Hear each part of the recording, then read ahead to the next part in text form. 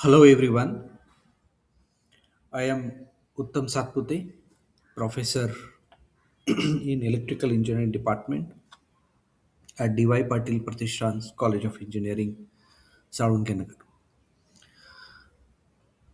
This is the video number 5 on traction moment and energy consumption of the subject electrical generation and utilization of 8th semester. In this video, we shall deal with mechanics of train moment.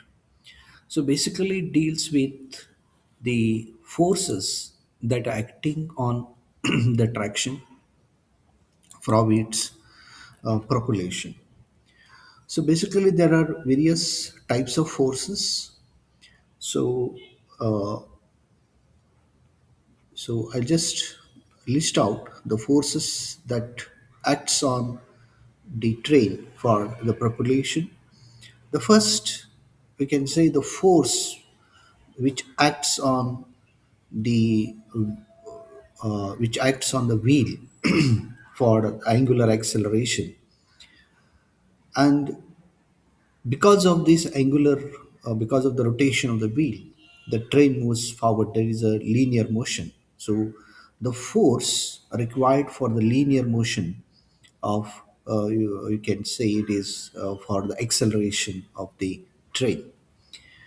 Then there is a force which is required for to overcome the gravitation when the train is moving up or down. So there is a force required to overcome the gravitational force. So we can call it as Fg.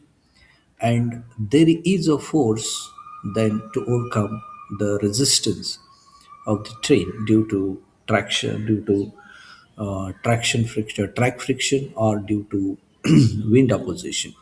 So we can call it as Fr. So these are the various forces which acts on the train to make it propellate.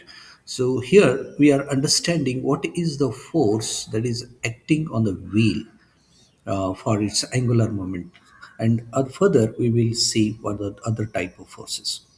So this is the simple transmission tractive for mechanism what is shown here in the schematic diagram.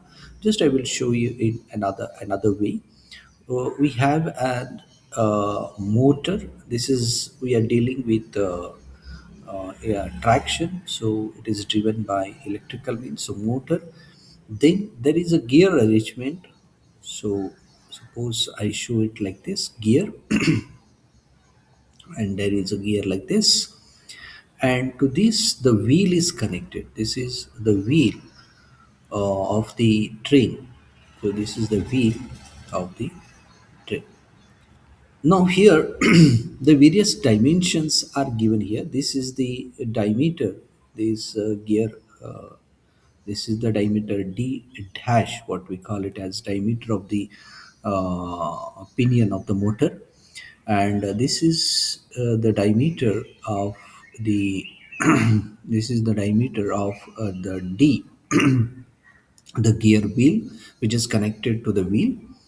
And this is the wheel diameter is given as d. So just to make you clear about this diagram, so I have drawn it like this. Okay, now let us first find out the gear ratio. The gear ratio, we can say it is equal to the gear ratio, we can say it is the output. This is the driven wheel, and this is the driver wheel. So the uh, diameter of the driven wheel divided by driven gear divided by the driver gear, so d by d dash. So later this is called as a gear ratio of this transmission mechanism.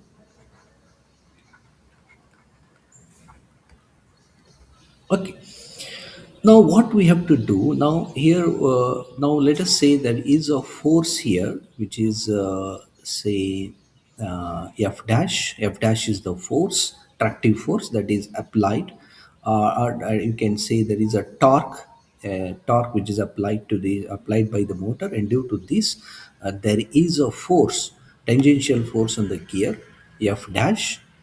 And due to because of this gear arrangement, there is a tractive force on the wheel. Let us call it as F. Let's call it as F. Now we have to find out this tractive force. What is the equation for this force? This is F I have written, but we can take it as Fw also. That is the force acting on the wheel of the train. So this is what we have to find out the equation. Okay. Now, why we require all these forces? Why we have to learn this mechanics? So, because we want to find out what is the energy required for the train movement. So energy, it is actually given by, it is work done, so it is force into distance. So force is required for acceleration, force is required for the gravitational force to overcome. So if you know the forces, then you can obviously find out the energy. So because of that, we have to first find out what are the different type of forces and equations. So now the force equation, it is find out by the simple equation. So we have to remember this equation. What is the fundamental equation we are using to derive this? This is using the conservation of energy. Energy can neither be generated nor be destroyed. So we are using conservation of energy principle here. So energy in case of rotational motion, it is given by torque into speed. Torque into speed. Now you see here, now suppose on the motor side, suppose the torque is T, I will call it as input, and because of that, this wheel is moving at the speed of W in. This is the speed on the motor side, and because of the gear arrangement, there is a torque on the wheel. So let us call it as T out, and because of that the wheel also rotates at the angular velocity of v w out. So this is the equation what we are using now, this to derive the force equation. Okay, so now how we can write, let us see further.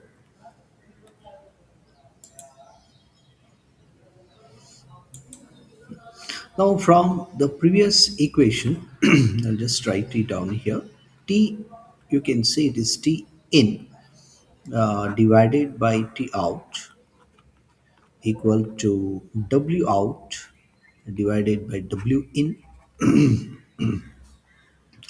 Now this is equal to, you know that the speed, it depends, it inversely proportional to the diameter of the gear.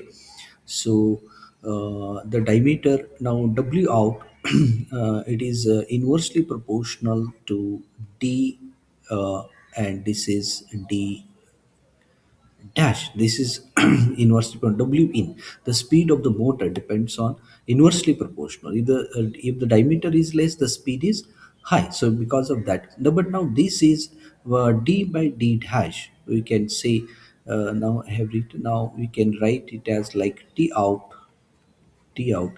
is equal to uh, t T out is equal to T in into d by d dash. We can write this d by d dash, and this is, we can take it as a gear ratio. D by d dash, it is, we have taken it as gear ratio.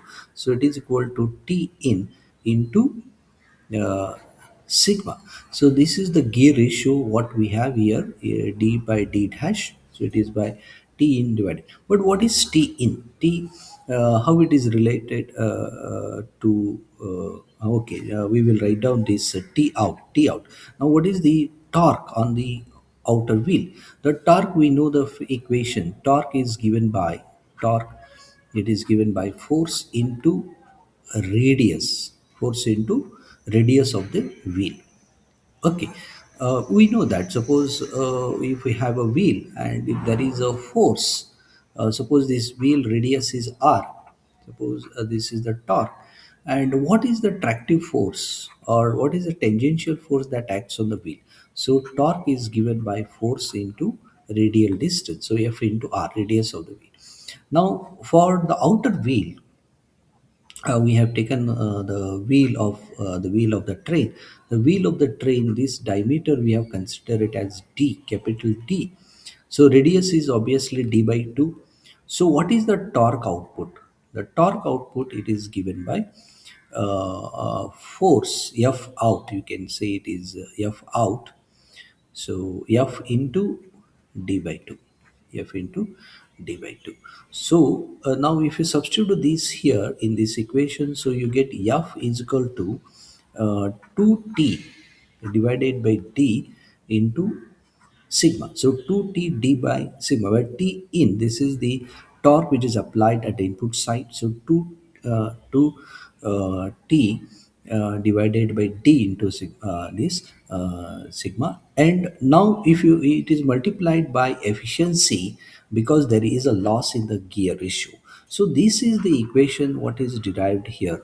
You can see this equation is uh, this equation is derived here. This is the force on the wheel that is causing the angular momentum. So it is 2t 2t divided d sigma into epsilon. So this is the equation what we have derived for force acting on the wheel for angular momentum. But now there is one concept what it is called. There is a limit for this force which is acting on the wheel, and that is limited by the coefficient of adhesion. Coefficient of adhesion. What is coefficient of adhesion?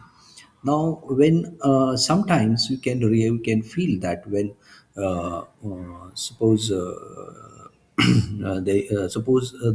train or the vehicle, it is at standstill, and you fly a very high force, and which is more than these what we call it as maximum frictional force, then it will try to slip. The tires, they try to slip, and that is what the maximum frictional force, that is what we call it as coefficient of adhesion.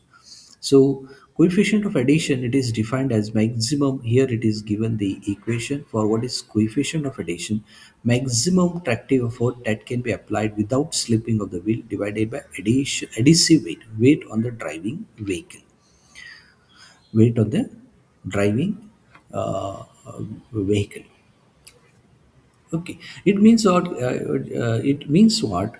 Now the force what we have determined here, that is actually acting on the wheel, it has a maximum value. And what is that maximum value? It is given by mu into W.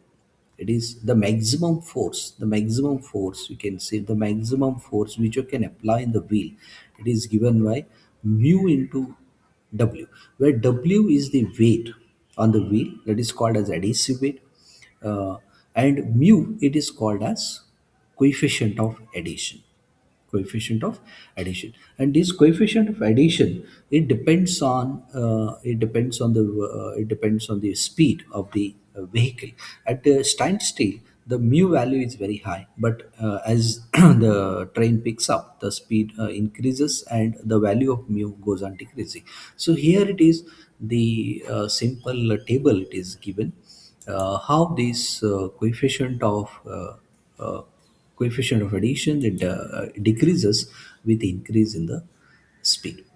Okay, so this here what we have done, just I will conclude. First we have find out what is the force that is acting on the wheel for angular acceleration. And we have one more important point we have noted, that this Fw, it should be uh, uh, it should be less than, a minute, it should be